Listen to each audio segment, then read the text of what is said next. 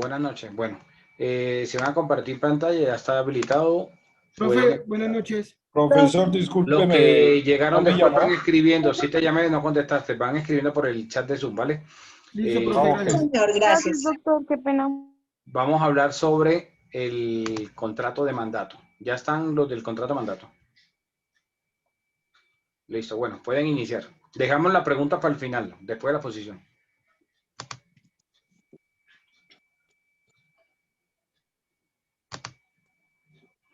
Gracias a todos y a todas. El día de hoy presentaremos el tema del contrato del mandato a cargo del grupo 2, que está integrado por Carolina Parra Pulido, Lorena Charri, Jason Jaguar Alonso, Alejandro Rodríguez, Andrés León Cupiño, Mirna Estela Fonseca, Sandra Gisette Martínez, Eduardo Gutiérrez, Yaid Hasbleiti Garay, Angie Daniel Ardila, Nicolás Baurillo Sandoval, Maritza González Barbosa, José Miguel Rosso Rosso y Eduard Jiménez.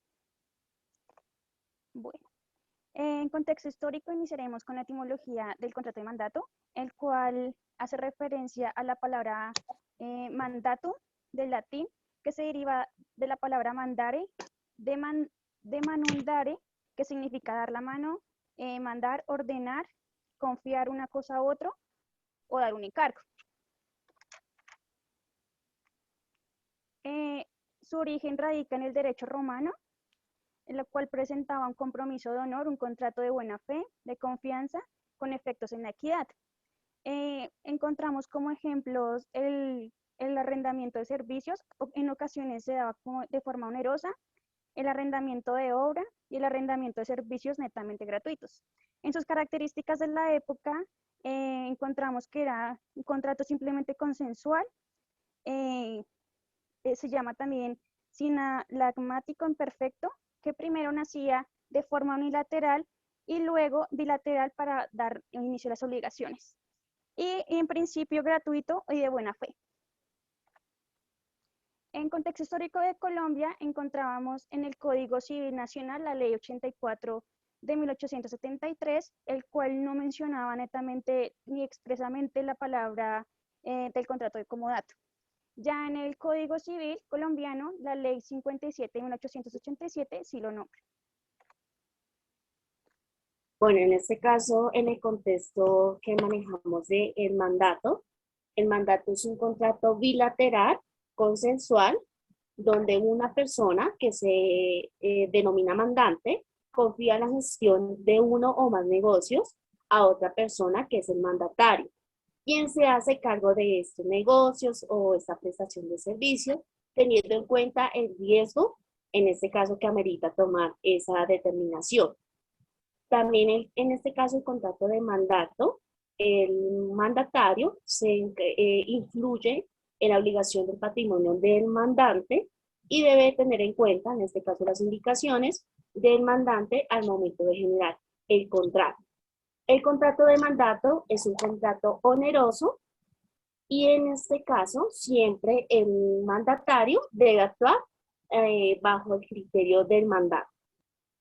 En este caso vamos a relacionar los objetos del contrato de mandato. En los objetos se puede visualizar que en este caso el mandante no puede extralimitarse en su función, o tarea destinada. En este caso, todas las acciones legales y demás que realice el mandatario, en este caso la persona a la cual se le genera la acción de sustitución, que más adelante nos van a generar la explicación relacionada qué es mandato, qué es mandante y qué es mandatario. El mandatario no puede en este caso tomar decisiones sin el consentimiento del mandatario, y adicional, el mandato es un contrato que solamente se maneja para contratos constituidos por actos jurídicos. También ha de tener en cuenta que solamente, como indicación esencial, se puede manejar sobre información de bienes inmuebles o muebles que sean con actos lícitos y donde no acarríe ningún tipo de vicio. Y solamente se puede tomar como referencia hacia los actos administrativos.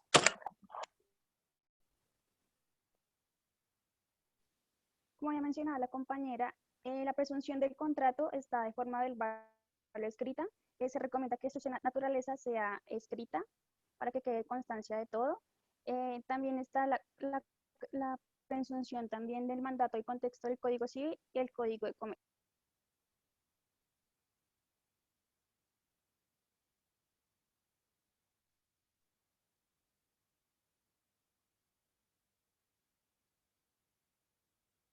Buenas noches para todos.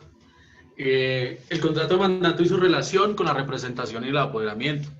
El mandato es un contrato en el que una persona confía a otra la gestión de uno o varios negocios, haciéndose cargo de ellos por cuenta y riesgo de la primera. El mandatario actúa en interés del mandato, pero en nombre propio. El mandante asume, por ejemplo, los gastos en los que el mandatario incurrirá o en las posibles pérdidas que se surtan en la gestión de las labores encomendadas. Existe mandato sin representación cuando el mandatario contrata a su propio nombre, como lo establece el artículo 2177 del Código Civil. El escenario común es que la representación venga en relación al mandato, pues se busca que exista una correspondencia entre estos, lo que significa de que el mandato necesariamente puede nacer del poder de representación.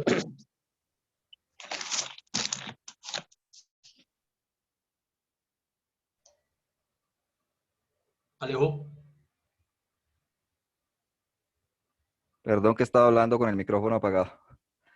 Bueno, teniendo en cuenta lo que ya han manifestado mis compañeros anteriormente, y normalmente lo hacemos, confundimos el contrato de mandato con la representación o apoderamiento y son cosas totalmente distintas. Frente a la representación o apoderamiento debemos indicar que pues no es un contrato, no se trata de un contrato y que si bien pues es un acto jurídico, este es unilateral porque se entiende de que una persona llamada poderdante otorga a otro llamado apoderado facultades para que actúe en su nombre, cosa distinta en lo que sucede con el contrato de mandato. Claramente por este motivo es que al ser la representación pues un acto jurídico a través del cual, como lo hemos hablado, una persona ejecuta a nombre de otra una gestión, pues se traduce o produce efectos directamente en el representado. Y esto deviene, lógicamente, del artículo 1505 del Código Civil, ¿no? Que establece, pues, básicamente este artículo, que la persona que ejecuta a nombre de otra, estando facultado por ella o por la ley para representarla, produce respecto del representado iguales efectos que si hubiese contratado él mismo.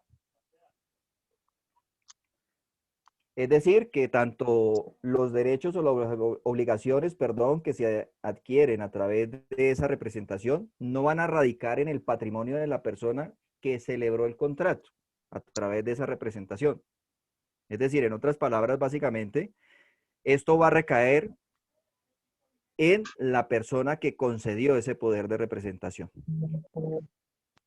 Tenemos que, conforme a la ley, o conforme a algunas doctrinas, se habla de que la representación puede ser voluntaria, legal, orgánica. Otras hablan únicamente de que la representación puede ser voluntaria y legal.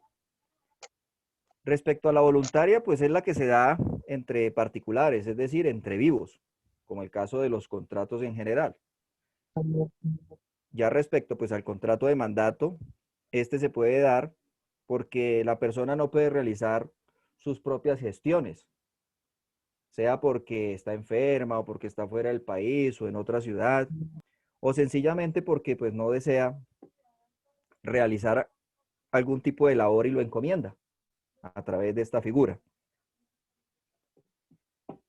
De este tipo de contratos es donde nace la representación de apoderamiento, ¿cierto? Tenemos en cuenta que el poder de representación, pues como lo hemos dicho, es una decisión unilateral de una persona, diferente a lo que corresponde con el contrato de mandato, que es un contrato, valga la redundancia, bilateral, donde dos personas se ponen de acuerdo para llevar a cabo algo. Entonces, frente a esa representación legal, pues es, como su nombre lo dice, nace de la ley. Un ejemplo claro de esto, pues es la representación necesaria que hacen los padres frente a sus hijos menores de edad. ¿En virtud de qué? Pues de la patria potestad.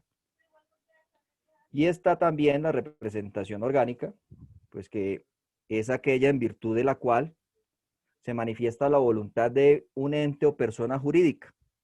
Sabemos que al ser una persona jurídica es algo ficticio y lógicamente pues para poder actuar en el ámbito jurídico necesita de una representación, en este caso lo que conocemos como el representante legal.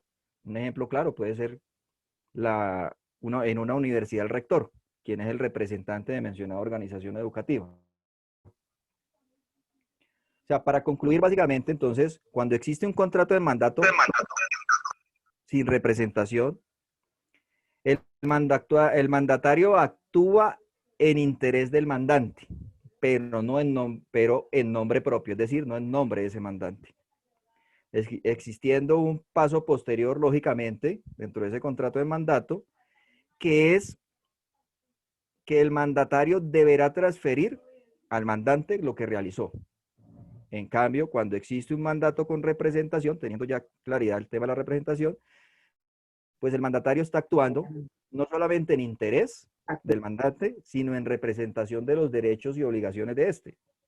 Por eso las actuaciones que haga el que lo representa, el apoderado, pues va a generar efectos directos en el mandante. Es básicamente ese aspecto.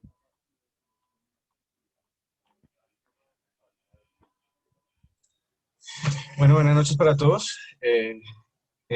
Sujetos y obligaciones de las partes con sus efectos. Mandante es la persona física o moral que otorga la facultad para realizar los actos jurídicos encomendados. Y el mandatario es la persona que acepte el encargo porque será el que realice los actos jurídicos. Obligaciones del mandante y el mandatario. Jonathan. Muy buenas noches, doctor. Mandante. El mandante es obligado, primero, a proveer al mandatario de lo necesario para la ejecución del mandato. Y para esto lo voy a explicar con un ejemplo basado en un trámite de tránsito. Y quiere decir que realmente gestione la acción de dicho trámite y que desempeñe su labor yendo y radicando los documentos. Segundo, a reembolsar los gastos razonables causados por la ejecución del mandato. Es decir, pagar los derechos, los impuestos, la retefuente, el RTICA y los gastos de representación que están sobre el mandatario. Tercero, a pagarle la remuneración estipulada o lo usual, que aparte de lo pactado de la gestión, pues por si tiene más gastos y pues que sean justificados. Y quinto, indemnizar de las partes perdidas en que haya incurrido sin culpa o por causa del mandato. Y pues obviamente esto nos aclara de que si el trámite se gestionó o fácilmente él hizo la labor que le correspondía y no dio ningún resultado, o sea, no logró su fin bueno, el Chinita. trámite, No, igual tocaba. no se da culpa. No lo hayan utilizado, estaba dentro del inmueble y usted sabe que hay que Compañero. prevenir cualquier situación. Alejo, micrófono. Y no se pruebe la culpa del mandatario, no se devuelva ningún dinero. Gracias, doctor.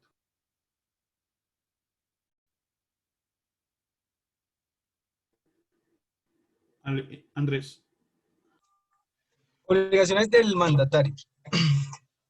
Pagar la retribución convenida, reembolsar las expensas o gastos que haya realizado el mandatario, indemnizar al mandatario por los daños y perjuicios que ésta hubiera sufrido por motivo del cumplimiento del mandato. Responsabilidad del mandatario por insolvencia de los deudores, según el artículo 2178 del Código Civil. Nos dice que el mandatario puede, responsabilidad del mandatario por insolvencia de los deudores.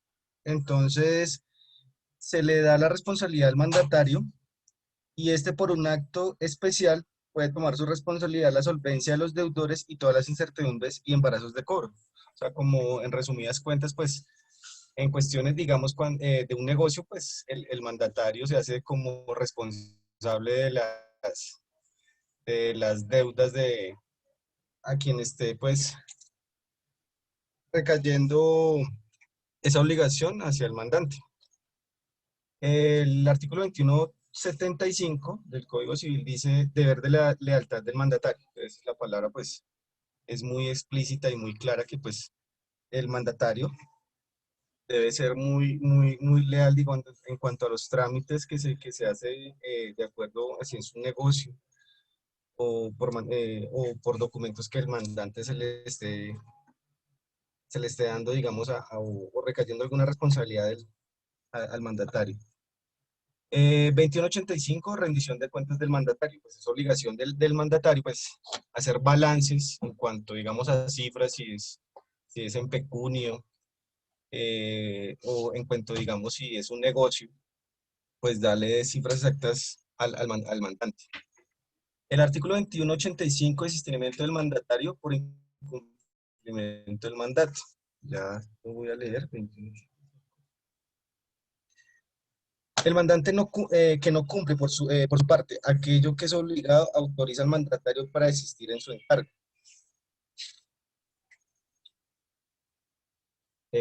Siguiente. Buenas noches, profesor y compañeros. Las características del contrato de mandato, pues se dice que es un contrato bilateral y porque las dos partes tienen obligaciones, o sea, las partes tienen obligaciones mutuas. Donde una parte que es el mandante es el que da la cosa o manda, y por otra parte que es el mandatario, es el que se obliga a cumplir con las tareas dadas por el mandante. Pues aquí en este caso nos recurrimos al artículo 2142 del Código Civil. También se dice que el contrato de mandato puede ser gratuito o remunerado. Remunerado, pues lo normal es que este sea remunerado y no gratuito. En este caso nos recurrimos al artículo 2143 del Código Civil.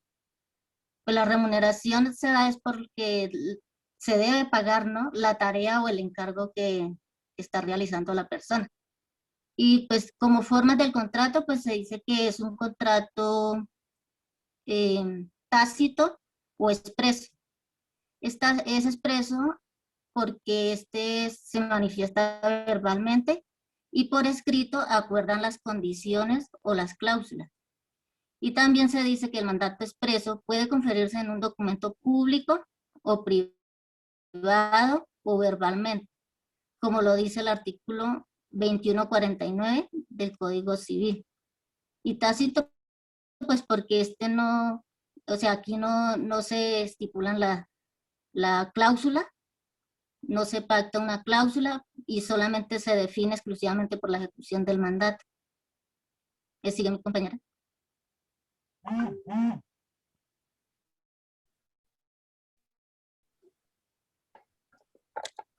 Buenas noches.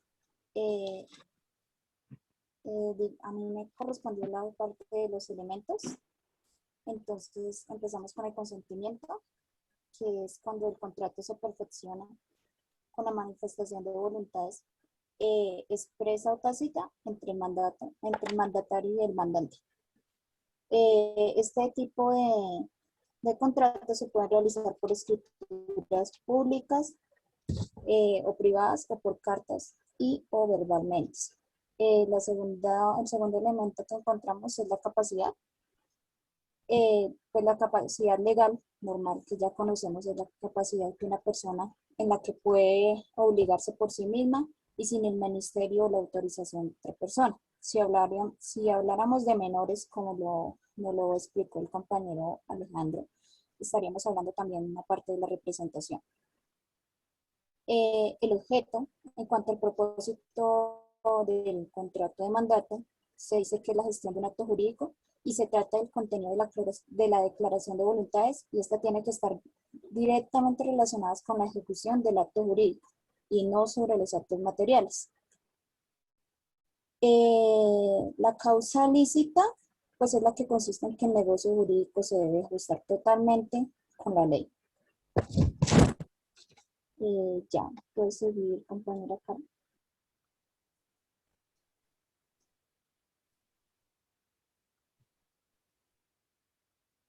Buenas noches. Las clases de mandato, los mandatos se pueden clasificar en dos grandes grupos según el número de personas que intervienen en ellos. El primero es mandato individual, que es el que se presenta cuando una persona es el mandante y la otra persona es el mandatario. Y el segundo, la segunda clasificación es el mandato plural o colectivo. Este se presenta cuando dos o más personas son los mandantes o dos o más personas son los mandatarios, según el artículo 2152 del Código Civil. Cuando se trata de pluralidad de mandantes, no genera mayor complicación por cuando se entiende que el encargo no es conferido por una persona, sino por varias personas. Entonces, en este caso, simplemente opera un fenómeno de gestión a nombre de dos o más personas.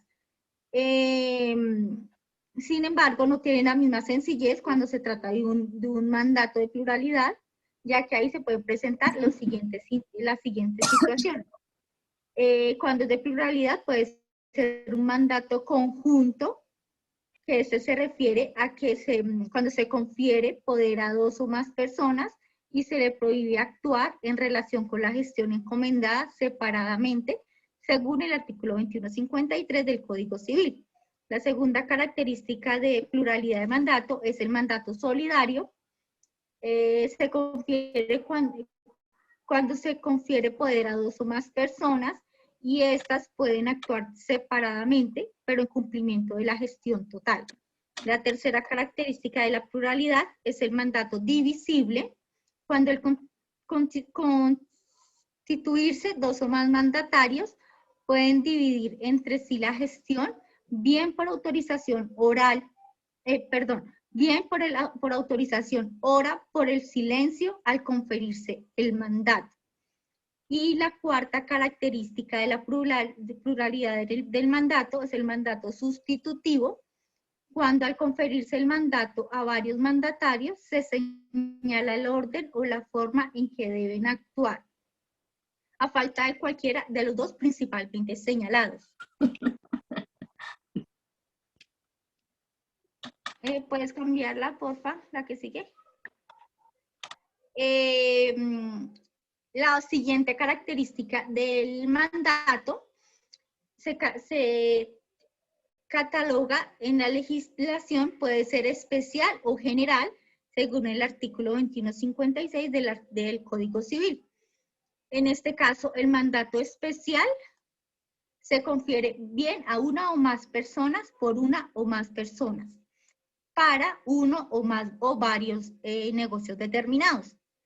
Y la segunda característica del mandato especial, la segunda característica es el mandato general, cuando se confiere a uno o más mandatarios por una o más mandantes, para todos los negocios, salvo las excepciones, pues que ya se conocen. El mandato general debe constar en una escritura pública y no de manera simple, sino bajo el señalamiento de todas las gestiones que se encargan al mandatario.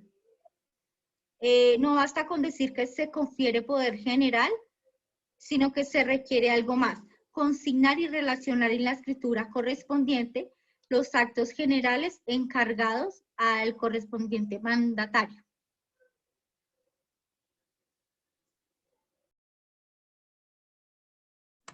Profesor, compañeros, buenas noches. Entonces aquí en esta clase de tipos de contratos de mandato también encontramos el mandato específico. Se supone que es el que se pacta entre dos personas, el que como tal es específico, o sea que van dos, firman su contratico y listo. Acá hay una clasificación que se abre en dos, que es la indirecta o mediata, o puede ser la directa o inmediata.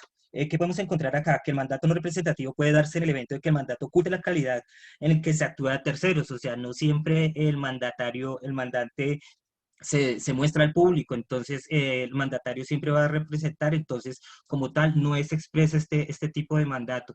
Es como un tema que se ha visto como eh, discutido por juristas por hablar de este tipo de mandatos, cuando es indirecto o cuando es directo.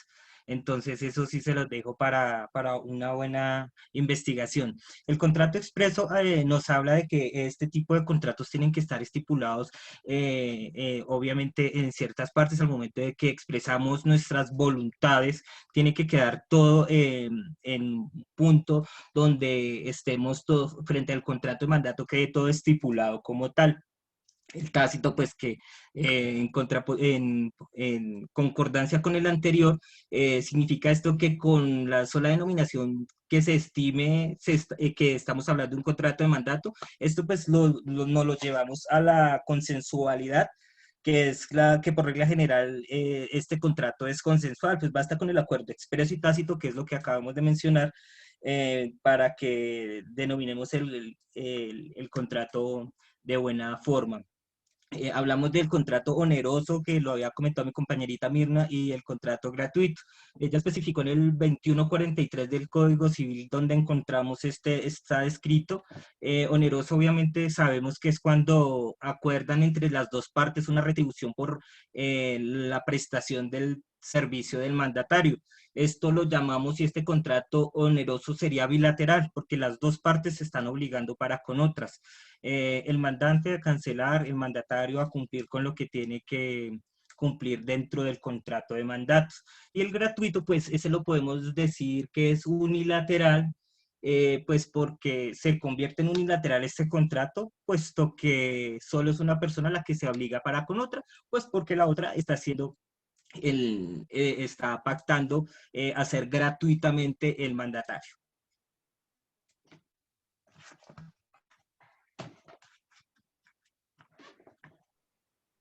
Bueno, el contrato de mandato en el Código Civil, ya hablando de generalidades, es importante hacer primero un paréntesis diciendo que existen determinadas figuras legales que usamos más a menudo de lo que creemos, tanto en el ámbito privado como en el profesional, pero a las que muy posiblemente no le ponemos nombre y ni siquiera somos conscientes de que están reguladas. Probablemente en este caso significativo podemos hablar de los documentos para las empresas, más específicamente en contrato de mandato. Porque si ahora por lo menos nos podemos preguntar cómo se utiliza el contrato de mandato, digamos, en las empresas, y tendríamos que ir a regular o ir a preguntar directamente a expertos en leyes.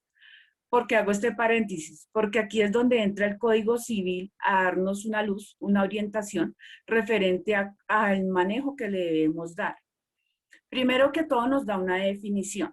Vamos al artículo 2142, en el cual nos dice que el mandato es un contrato en el que una persona confía la gestión de uno o más negocios a otro, que se hace cargo de ellos por cuenta y riesgo de la primera. La persona que concede el encargo se llama comitente o mandante, y la que lo acepta apoderado, procurador y en general mandatario.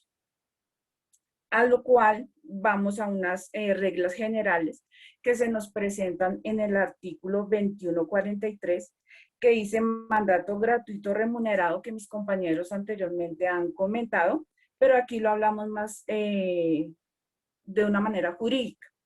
El mandato puede ser gratuito o remunerado. La remuneración es determinada por convención de las partes antes o después del contrato, por la ley o por el juez. A su vez, hacemos relación al artículo 2144 en la extensión del régimen del mandato. Los servicios de las profesiones y carreras que suponen largos estudios o a que está unida la facultad de representar y obligar a otra persona respecto a terceros se sujetan a las reglas del mandato. Y cerramos con el artículo 2145, mero consejo. El negocio que interesa al mandatario solo es un mero consejo que no produce obligación alguna. Aquí podemos traer a relación de pronto a las, por ejemplo, a los contratos de profesionales, en el cual hacen referencia a asesorías, que van dentro del contrato, pero no genera obligación quizás monetaria adicional. Más sin embargo, en un contrato de mandato no es más que un acuerdo que se establece entre dos o más partes por el que una se compromete a realizar un acto jurídico, concreto en nombre propio, pero en interés y por cuenta de la otra persona. ¿Listo? Entonces, quizás es más sencillo de comprender el concepto explicado en términos más coloquiales. Diríamos que es un contrato en el que alguien confía la gestión de uno o más de sus negocios a otra que se hace cargo de ellos, pero por cuenta y riesgo de quien se lo encargó. Entonces es muy importante tener muy definidas estos artículos para poderlos aplicar. Entonces doy paso a mi compañero José Miguel Rosso, que nos va a dar también una breboca sobre el Código de Comercio, sobre lo del contrato de mandato. Muchas gracias. Buenas noches, profe. Buenas noches para todos. Los contratos directamente de mandato en el Código del Comercio en Colombia se encuentran regulados mediante el decreto 410 de 1971. En el momento como tal, en el Código del Comercio, el contrato de mandato está regulado por los artículos desde el 1262 hasta el 1265, que definen directamente el mandato comercial como un contrato por el cual una parte se obliga a celebrar o a ejecutar uno o más actos de comercio por cuenta de otra. El mandato puede conllevar o no representación por medio de un mandante directamente. Dentro del Código del Comercio, el contenido del contrato de mandato comprenderá los actos por los cuales haya sido conferido y aquellos que sean necesarios para su cumplimiento. En el mandato general no comprenderá los actos que excedan del giro ordinario de un negocio o de negocios encomendados, salvo a que ya haya otorgado autorización expresa o especial directamente al mandante. En el artículo 1264 podemos ver cómo es la remuneración del mandato que está estipulada por el Código del Comercio. El mandatario tendrá el derecho a la remuneración estipulada o usual en este género de actividades o en su defecto a la que determine por medio de peritos o a quien sea asignada pues la supervisión de que sea remunerado como tal este contrato. Y ya por último sería el artículo 1265, que es básicamente sobre los abonos al mandante de cualquier provecho. El mandatario solo podrá percibir o recibir la remuneración correspondiente y abonar al mandante cualquier provecho directo o indirecto que obtenga en el ejercicio del mandato.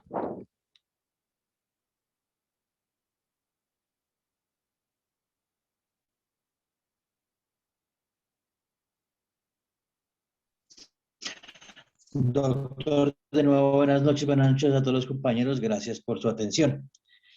Me corresponde en este momento exponer el tema que hace referencia a la extinción o terminación del contrato de mandato, exclusivamente en virtud del artículo 2189 del Código Civil colombiano, el cual tiene determinadas ciertas causales para que ello ocurra.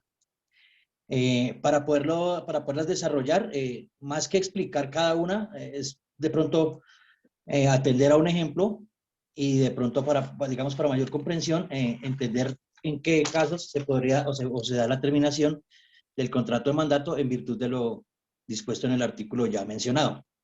La primera causal que tenemos es, dice el Código Civil, dice que el contrato de mandato termina primero, por el desempeño del negocio para el que fue constituido.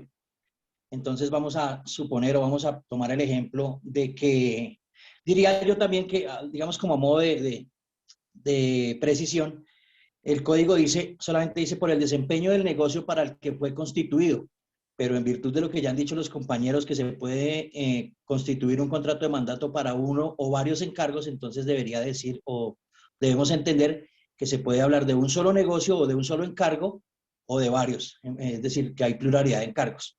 Entonces, cuando hablamos de que por el desempeño del negocio para el cual fue constituido o los negocios para el cual fue constituido, podríamos pensar en el ejemplo de que Pedro le otorga mandato con representación a Juan para que en su nombre y en representación del primero contraiga matrimonio con María. Y el contrato de mandato termina el día que se celebre dicho matrimonio. La causal segunda dice que termina por la expiración del término o por el evento de la condición prefijada para la terminación del mandato. ¿Esto qué quiere decir? Que previamente puede haberse establecido un plazo o una condición que debió haber sucedido, que debe suceder para que el mandato quede sin efecto, es decir, para que expire ese mandato. Entonces, teniendo en cuenta el primer ejemplo, o sea, el ejemplo que puse de Pedro, cuando le dio mandato a Juan para que se casara con María, entonces podemos decir que sí, que la terminación de este mandato se podría dar en este ejemplo en el sentido de que, por decir algo, el día de la celebración de dicho matrimonio está constituida dentro del contrato de mandato para el 27 de mayo del 2021. Ese día se termina el contrato de mandato que Pedro le otorgó a Juan, aun si no se hubiera realizado dicho matrimonio. Es decir, no es necesario para la aplicación de esta causal que se realice el matrimonio, sino que con la simple ocurrencia de la fecha que se determinó como fecha de la terminación del contrato de mandato, aun cuando no se celebre el matrimonio, ese día debería terminar o debe terminar el contrato de mandato. Y en cuanto al ocurrimiento o el acaecimiento de la condición prefijada, podríamos suponer o imaginar que la condición que se fijó para que se terminara el contrato es que María, por decir algo, desistiera de dicho matrimonio. Entonces, en el evento en que dicho matrimonio, por, digamos, decisión de María, no se dé, y si este hecho se fijó como condición para que se terminara el mandato, debería terminar ese mandato. La tercera causal dice que es por revocación del mandante, es decir, que Pedro podría revocarle el mandato que le dio a Juan antes de la ocurrencia del matrimonio y así terminaría el contrato de mandato entre los dos primeros. La cuarta causal dice que por la renuncia del mandatario, pues básicamente es si Juan desiste del contrato antes de la ocurrencia del matrimonio con María. La quinta nos habla de que es por la muerte del mandante o del mandatario.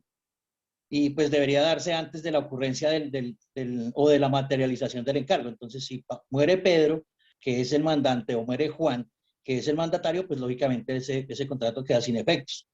En la causal sexta podemos decir, o el código dice, que por la quiebra o insolvencia de uno o del otro.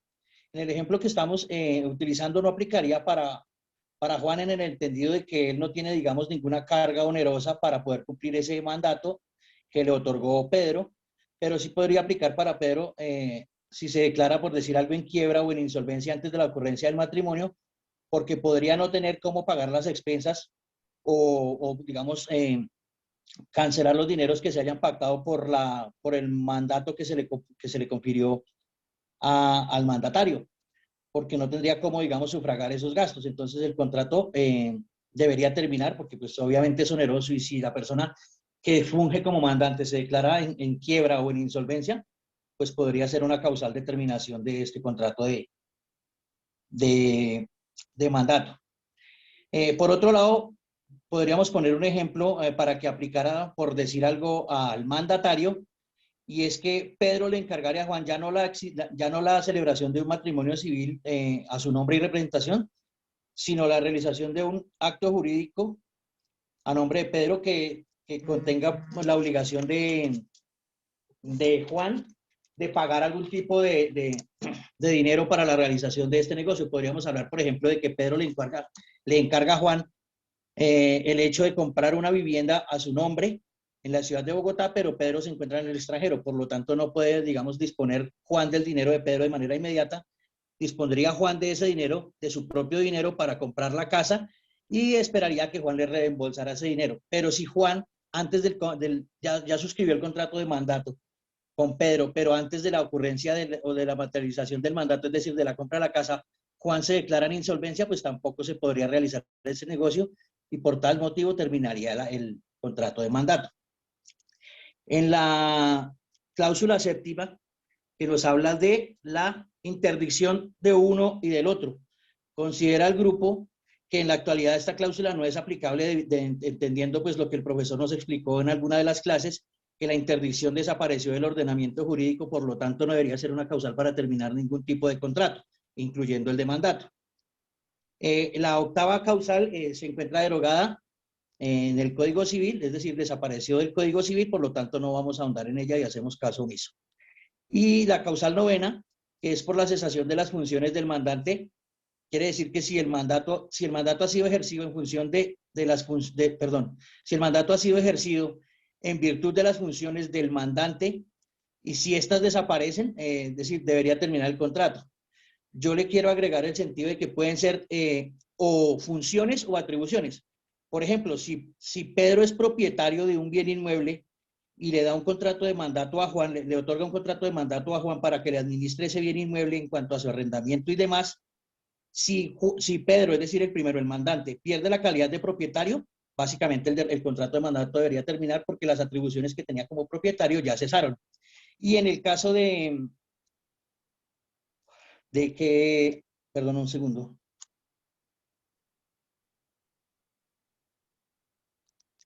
De que se trate de las funciones, podríamos hablar de que Pedro es administrador de un centro comercial, por ejemplo, en Cali, y le confiere mandato a Juan para que en su nombre gestione, compre y le envíe algunos insumos que requiere para el funcionamiento de dicho centro comercial, pero que lo haga en la ciudad de Bogotá.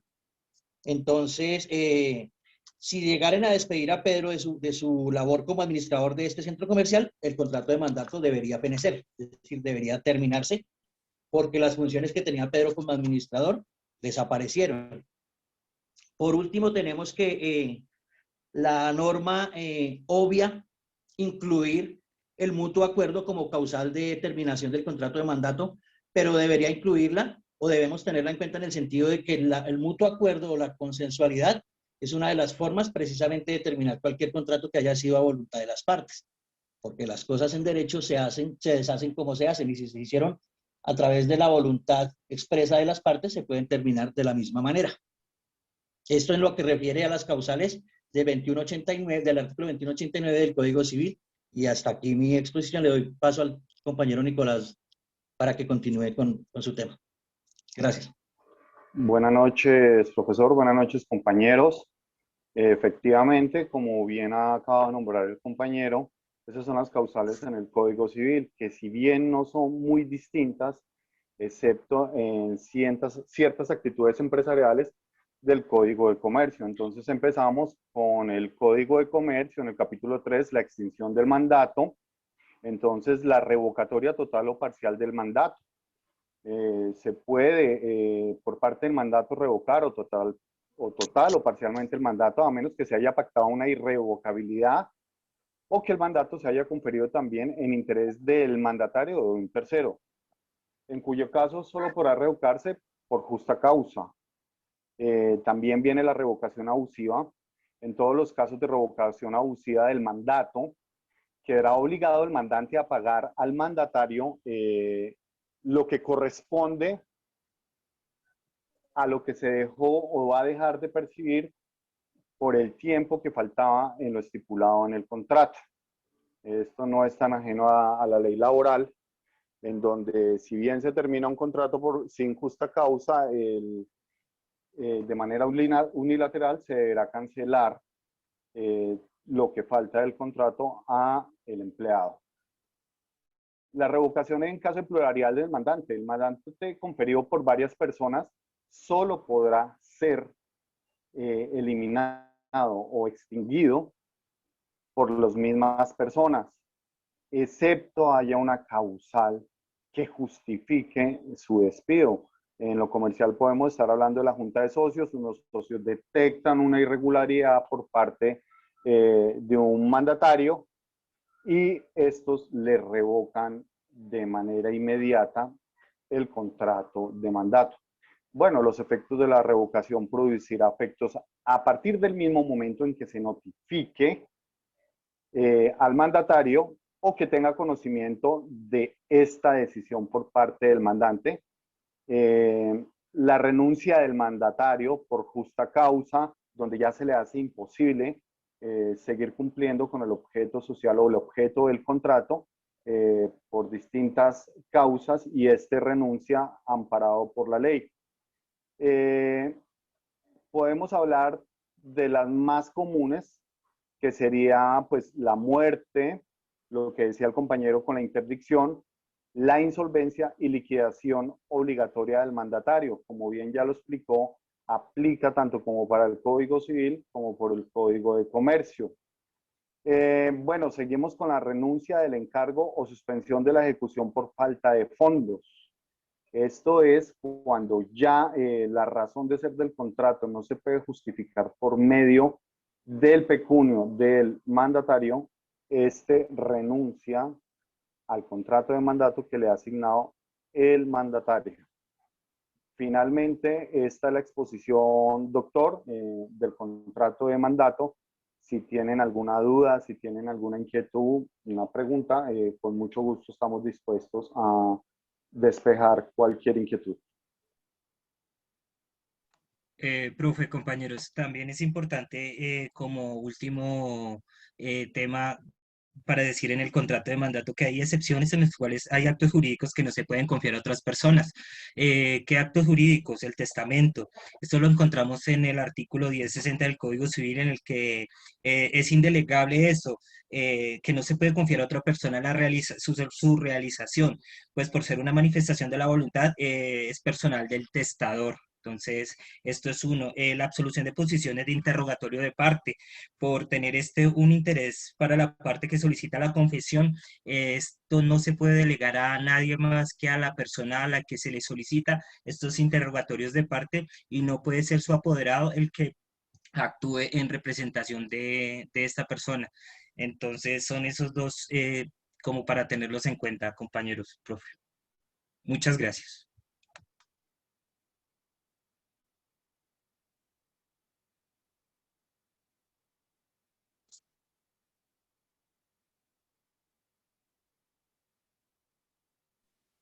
¿Alguna inquietud, compañeros? ¿Listo? ¿Ya terminaron? Sí, doctor. Bueno, dudas, Sí, señor. preguntas.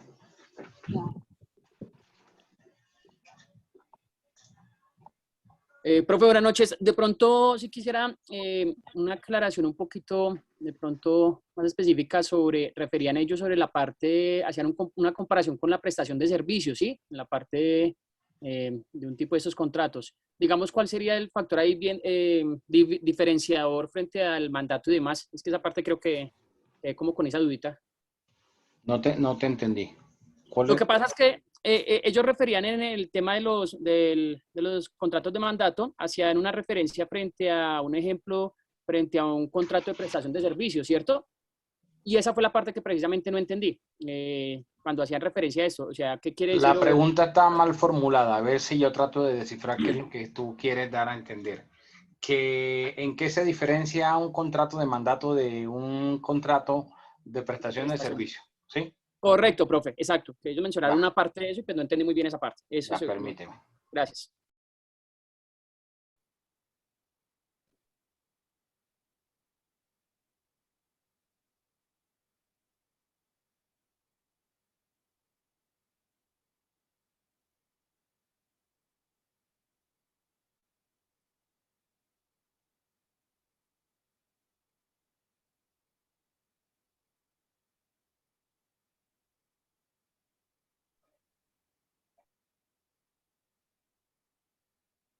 Bueno, empiezo aclarando algo. El contrato de mandato podría entenderse como una prestación de servicios. ¿Por qué? Porque, ¿qué se va a diferenciar de un contrato de trabajo? Que en el contrato de trabajo hay una subordinación. El trabajador está subordinado a lo que le diga, las instrucciones que le dé el empleador, ¿sí? Y no hay como, digamos, una independencia para poder actuar, porque siempre tendría que hacerlo en virtud de esa subordinación, de las instrucciones que reciba. Entonces, en el mandato, el mandatario, que es quien ejecuta esa encomienda, esa gestión, como lo definieron en el grupo al inicio, está haciéndolo desde una independencia, ¿sí? O sea, recibe un encargo inicial ¿Y por qué recibe ese encargo? Porque tiene unas calidades, porque no es cualquier persona para poder realizarlo. Es decir, puede con su propia autonomía e independencia realizar esa gestión que se le encomendó. A diferencia del trabajador, ¿sí? Del empleado. Entonces, podría catalogarse como un tipo de prestación de servicio, porque no habría una subordinación, no habría una dependencia directa. Lo cual no implica que el mandatario pueda salirse de la gestión que se le encomendó. ¿Por qué? Porque si, digamos, se excede en el mandato que se le otorga y resultan unas circunstancias que sean, por decirlo de alguna forma, adversas, onerosamente hablando, entonces tendría que ser solidario. Y voy a poner un ejemplo.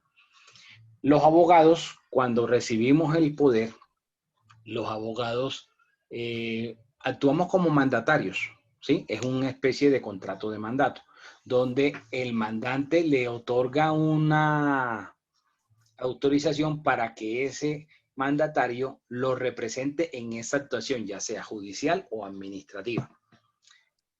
El mandatario es el que tiene el conocimiento, es el que sabe cómo va a abordar la situación. El cliente, cuando contrata al abogado, no le va a decir, mira, tú tienes que contestar la demanda en estos términos, ¿sí? O sea, puede de pronto hacerle sugerencias de como mira, podemos tener esto en cuenta, ten esto en cuenta, de pronto decir tal cosa, pero finalmente quien realiza la gestión y tiene la responsabilidad de hacer una buena gestión va a ser el mandatario, ¿ok? Entonces, el abogado dentro del poder no colocó como una de sus facultades que se le autorizara o que se le facultara para formular tachas.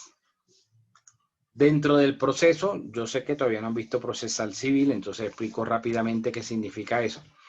Cuando la persona contesta la demanda a través del abogado, el abogado hace unas excepciones que están en el artículo 100, que son las excepciones previas que buscan terminar anticipadamente el proceso. Y unas excepciones de mérito de fondo que las resuelve el juez en la sentencia. Esa es la forma como se defiende el abogado de la parte demandada. Además de contestar los hechos y pretensiones de la demanda y aportar pruebas. Entonces, dentro de eso, el abogado puede considerar como mandatario, puede decir, bueno, aquí como que hay duda frente a estos documentos y voy a tachar por sospecha de falsedad del documento. Y la norma dice, que el Código General de Proceso dice que cuando se formula una tacha se abre un incidente, o sea, como si fuera un proceso pequeñito dentro del proceso grande. Y se practican unas pruebas. Y, por ejemplo, si se formula una tacha por sospecha de falsedad, envían la práctica de unas pruebas y dentro de eso se puede ordenar una prueba grafológica para verificar si efectivamente la letra corresponde o esa firma corresponde a la de la persona que la están demandando o si fue suplantada y tal. Entonces la norma dice que si el demandado, o bueno, no dice que el demandado, pero por lógica se entiende que debe ser el demandado, pues el demandante no va a formular la tacha sobre lo que él mismo está diciendo. Es algo absurdo, de sentido común. Entonces, el demandado, si pierde ese incidente, o sea, ese procesito pequeño, lo pierde, o sea, se logra demostrar con las pruebas practicadas, como por ejemplo grafológica, las pruebas grafológicas, que esa firma sí corresponde al demandado, pierde ese incidente, no pierde el proceso todavía. ¿Y cuál es la consecuencia económica? Hay una consecuencia económica, que se le impone una condena en costa dentro de ese incidente del 20% de la cuantía del proceso. Entonces, si el abogado no tuvo la precaución de colocar dentro de las facultades que le otorgaba en el poder, las cuales están en el artículo 77 del Código General del Proceso, el abogado es solidario en el pago. O sea, al abogado le toca meterse la mano al drill, ¿sí? Es la única situación en la cual el abogado, si no está autorizado y actúa además sin estar facultado, responde solidariamente. Solidariamente que le toca meterse la mano al bolsillo. Otra cosa diferente es las nulidades que se formulen o las excepciones, donde también hay unas condenas en costa, pero esas condenas pues son muy pequeñas. Por ejemplo, dentro de un proceso, una condena en costa, independiente de la cuantía, puede oscilar entre 200.000 y 500.000 pesos. No es que sea una suma tan alta, pero ahí el abogado no es solidario. Ahí lo asume solo el demandado, o sea, a la persona que él está representando. Entonces, si se excede por esas facultades, en esos casos, como el ejemplo que acabo de colocar, va a ser solidario, ¿sí? Entonces, ¿por qué menciono eso? Porque se supone que ese mandatario debe tener unas características, debe tener, o sea, un conocimiento, debe ser alguien preparado que conoce el tema, ¿sí? Y por eso se le está encomendando la gestión. Pongo el ejemplo con la actuación del abogado, pues para que sea mucho más fácil la comprensión, ¿sí? Dime, Edward. Ok, profe, pero Doctor, bueno, digamos que esa parte la entiendo. Yo entiendo lo de prestación de servicios y todo eso. Entonces, lo que le entiendo acá es que el contrato en mandato es similar al de prestación de servicios, digamos, en su contenido, ¿cierto? Porque No es finalmente... que sea similar, podríamos decir que lo general sería el contrato de prestación y lo particular sería el contrato de mandato, o sea que sería una Ok. de prestación de servicio, ¿sí? Ahora sí le entiendo mejor de esa forma. Exacto, sí, eso era lo que quería llegar, porque cuando usted hace la referencia de que, por ejemplo, el tema del abogado y ante un tema judicial y demás, pues allí ya viene una especificidad, ya no es la amplitud, digamos, la generalidad como hay en una prestación de servicios. ¿Sí me hago entender? Entonces quería llegar a ese punto, ahora sí le entiendo. Sí, Pero porque lo de ¿por qué me prestación de fui servicios... por allá, por esa aplicación larga? Para que después entiendan cuando reciban poderes como Sí. abogados que dentro de las facultades hay que colocar que se faculta, que la persona está facultando al abogado para formular tachas. Porque si la persona le da digamos, esas facultades al mandatario, el mandatario no tiene responsabilidad después pecuniaria, ¿sí? No va a ser solidario. Por eso que lo menciono, porque es la única forma, es la única en la cual el abogado le toca asumir también el pago por no tener la facultad para hacer esa petición. Es la única. Del resto, pierda el proceso, pierda el incidente de nulidad o las excepciones, el abogado no asume eso. Dime, Edward. Ok, gracias. doctor, gracias. Es para, digamos, abordar un aspecto que usted tocó que es muy importante y es la independencia con la que actúa el mandatario frente a su mandante. Es por eso que es importantísimo que dentro de los contratos de mandato se quede inmersa la cláusula de la exclusión de la relación laboral, en virtud de esa independencia o de esa autonomía que debe tener el mandatario frente a su mandante, para que a futuro no se entienda que se generó una relación laboral y que cause prestaciones sociales. Sin embargo, en virtud de la prevalencia del principio de la realidad sobre la forma, aun cuando la cláusula de exclusión de la relación laboral se encuentre inmersa o se encuentre contenida dentro del cuerpo del contrato, si se hallare en presencia, por decir algo, de los elementos principales de un contrato laboral, se estaría ante la existencia de un contrato realidad. Eso por un lado. Por otro lado, es también importante incluir una cláusula que se llama la cláusula de indemnidad, que es en virtud de la cual el mandatario mantiene, como su palabra lo indica, indemne, es decir, invulnerable al mandante frente a la responsabilidad por su negligencia, su culpa leve, levísima o grave, en cuanto a en cuanto a los perjuicios que el ejercicio del mandatario pueda causar frente al mandante. Ok. Jonathan.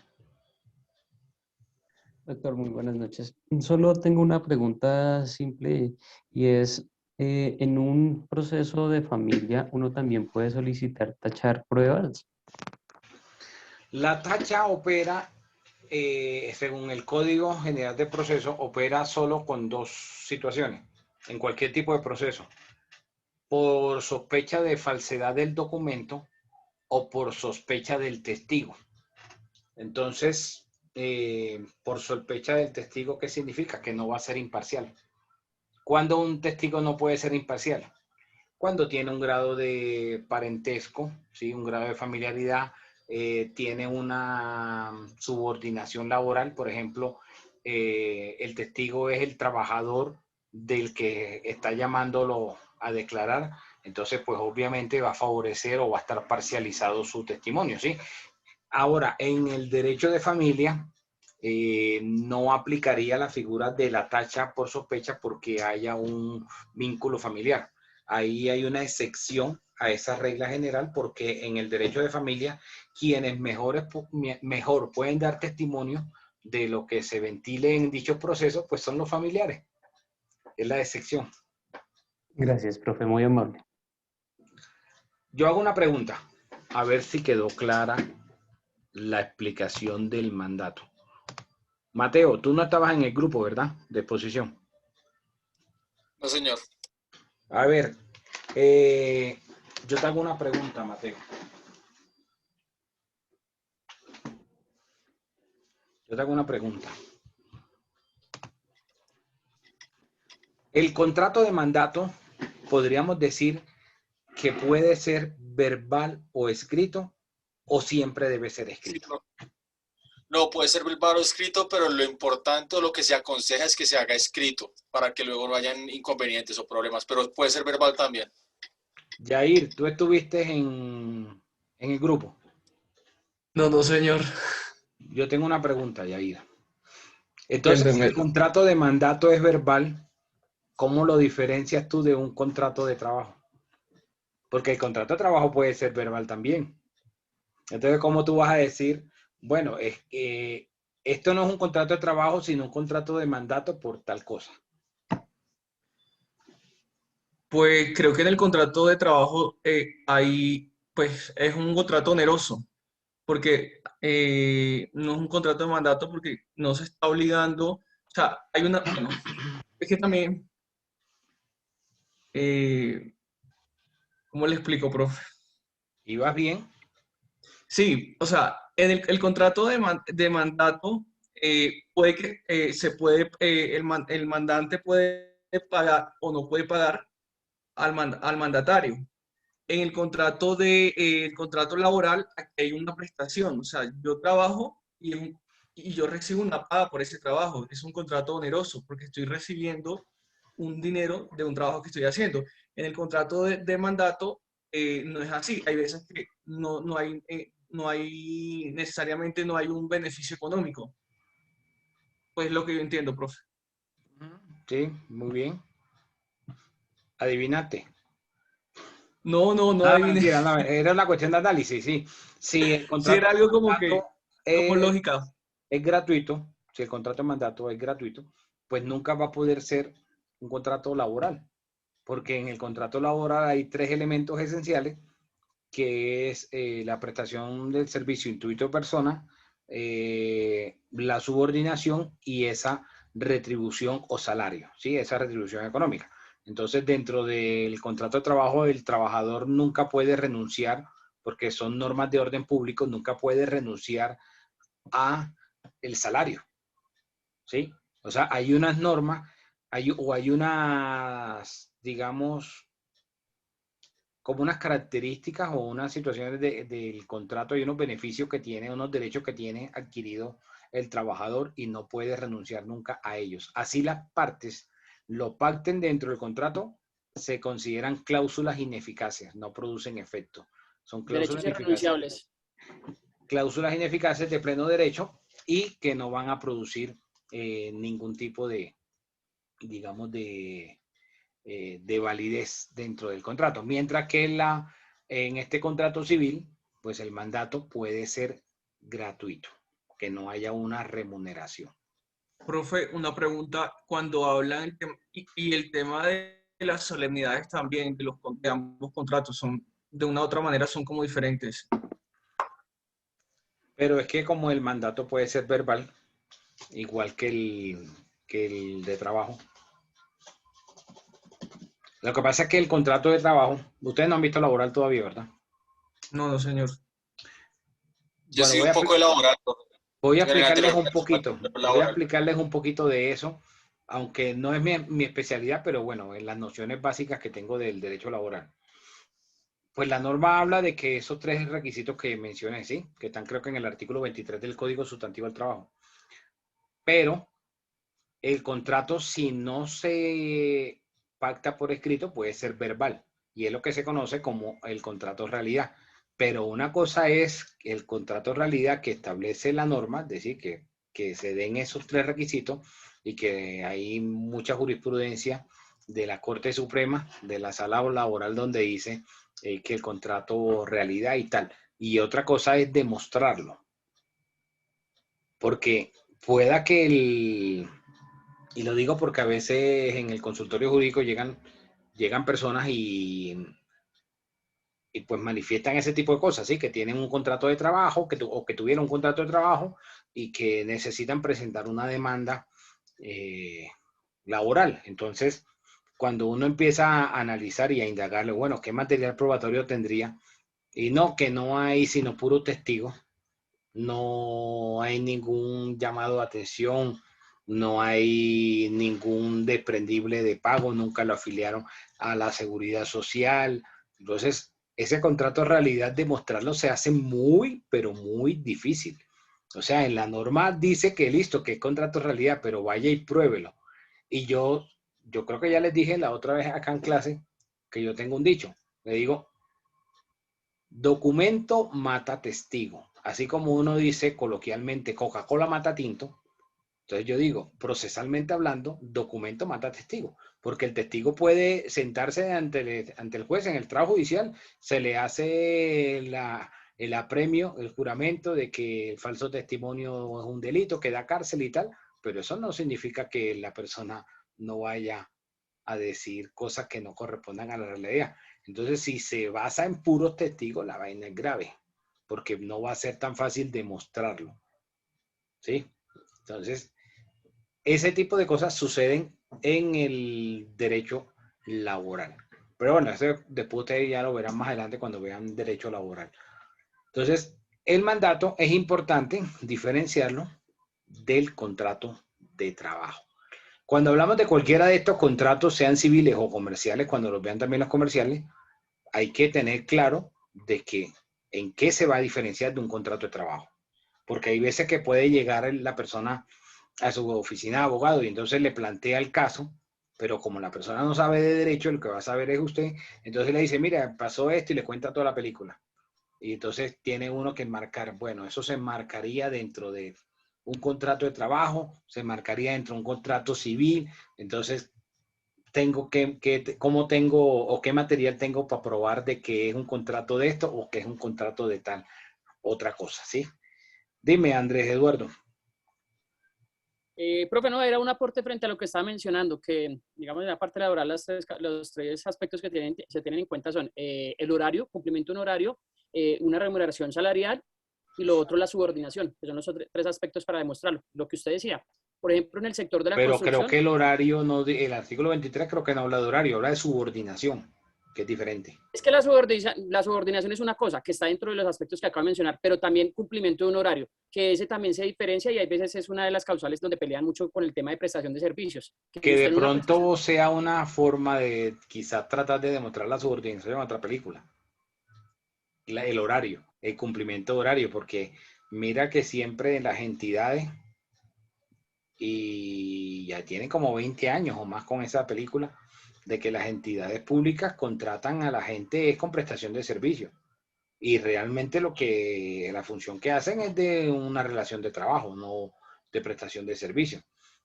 Y la ley, por ejemplo, la ley 1429 de 2010 ordenó de que tenía que cesar eso en las entidades públicas. Y por ahí hay una sentencia, creo que es del 2011 o del 2013 o 14, que la Corte también ordenó que todas las entidades públicas debían acabar esa forma de contratar. Pero no ha sucedido, profe. No ha sucedido. Yo vengo de esa modalidad, profe, en prestación de servicios de funcionario público, venía en esa modalidad y por eso le comento las 3 causales, porque digamos que tuve compañeros que pelearon la situación por prestación de servicios donde les hacían cumplir un horario, pues la remuneración y una subordinación específica en lugar específico. Y pues esas fueron las causales para poder convertir, demostrar que esa prestación de servicios realmente era un contrato de trabajo pues con toda la índole, incluyendo el tema de seguridad social y demás. Lo que usted dice muy cierto, es demostrar estas 3 causales cuando no hay algo escrito de forma verbal, Una forma para demostrarlo es el tema de las acciones que uno desarrolla en la empresa. Por ejemplo, cuando, no sé, un domiciliario, por ejemplo, que lo contratan de forma verbal, pero usted tiene que ir a entregar una factura de un cliente y le tienen que firmar, aunque usted tenga las constancias de que le firmaron en su poder esos documentos, usted puede demostrar la acción que estaba desarrollando. Lo mismo el tema de la cuenta bancaria, el simple hecho de que usted demuestre de que esa persona le consignó un dinero, usted podría demostrar que allí hay una relación frente a la parte salarial. Y lo del tema de la seguridad social, pues que ya lo había mencionado usted anteriormente, entendiendo el seguridad social en este caso, todo lo que tiene que ver con salud, pensión, ARL y demás. Muchas gracias. Ahora, ahí en eso, por ejemplo, en esos casos, algo que también he visto es que el contrato de prestación de servicio, diferenciándose del laboral, la prestación de servicio no puede ser oral, no puede ser verbal, debe ser por escrito. Eso es algo para tenerlo presente, para cuando va en laboral. Edgar. Doctor, buenas noches y compañeros. Mi doctor, yo tengo como una cuestión ahí, lo que acaba de usted de decir. Hace un tiempito yo acompañé a un amigo, precisamente a la oficina de trabajo, y él trabajaba, ¿cómo le digo? Únicamente no por contrato firmado, no, sino verbalmente, ¿sí? O sea, como trabajador verbalmente, y era operario era más o menos una fábrica de hacer cajas para la luz y toda esa vaina. Y el tipo tenía o tiene mucha plata porque tiene almacenes ahí en la 14. Bueno, ¿a qué voy? Yo lo acompañé y precisamente en esa época quedaban las oficinas del Ministerio de Trabajo, que hay en la 4ª con 18. No sé si de pronto el doctor tuvo la oportunidad de seguir esa clase de oficinas ahí del Ministerio de Trabajo. Eso quedaba en el 2º o 4º piso, más o menos. ¿Cuál? ¿Del Procoy o de Barichara? ¿Perdón, cómo? No, del aquí en edificio, Bogotá. sí, por eso, del edificio Procoy o del edificio Barichara. O más allá, en la otra calle. No, estamos hablando en la 18, como con esa que viene siendo la... cerca sí, del la IFES. 4ª. Cerca del IFES. Del IFES, sí, exactamente. Ahí Porque ahorita quedaban las quedan en la oficinas. 7ª. Quedan en la 7ª con 32. Exactamente. Así es, correcto. Entonces, ¿a qué voy? ¿A qué punto voy? Pues resulta que el compañero, el amigo mío, él le comentó a un abogado, no sé, el abogado pues obviamente lo escuchó, le expuso de que el tipo le debía como 6 meses de sueldo, ¿sí? Y él mismo pues le tomó los apuntes y toda la vaina y le dio una boleta de citación al empleador, es decir, al dueño de la tal empresa o fábrica esa. Y sí, señor, lo hizo ir allá, me acuerdo muy bien, y el tipo le negaba, decía, yo no conozco a este tipo, no es que le decía, mire, el mismo abogado le dijo, mire, si usted se le llega a comprobar de que el señor no ha trabajado usted ni siquiera ninguna hora, nada de eso, a usted se le va a hondo, porque es que eso es sagrado, ¿sí? Así hubiera sido el contrato, fue verbal, porque no hubo nada escrito, sino verbal. Y él trabajaba y le debía 6 meses de sueldo y se los tuvo que pagar porque me di cuenta, porque el mismo abogado, el mismo funcionario le dijo, le dijo al empleador, al dueño de ese, le dijo, le preguntó al amigo mío, ¿cuánto tiempo le da al señor para que le pague todos sus honorarios hasta el día de hoy? Entonces el muchacho me miró y le dijo, no, que los pague mínimo hoy mismo. Y así fue. Le digo, eran como las 10 de la mañana y tuvo plazo hasta las 5 o 6 de la tarde para que le pagara todo. Y así fue, al pie de la letra, le pagó. No sé, por eso es que yo digo que si eso no se podía hacer o no se puede hacer contrato verbal. O sea, digamos, a nivel, sin necesidad de firmar, sino como no sé. Sí se puede, lo que pasa es que de ¿Cómo se le pronto ahí calificaría eso? el inspector le metió presión y se dio a la presión. Pero, porque el inspector Sí, no, no sí, puede eso ahí sí. tomar ningún tipo de decisión. Lo máximo que hace es una conciliación ahí, se ponen de acuerdo, saca el acta y ya. porque solo se puede conciliar asuntos laborales en la inspección del trabajo. Pero bueno, apartándonos un poco de eso, queda claro entonces la diferencia entre cuando estamos hablando de un contrato de mandato que está excluyendo la relación de trabajo. ¿Alguna otra duda, pregunta? Bueno, nos vemos entonces el día lunes, así que espero que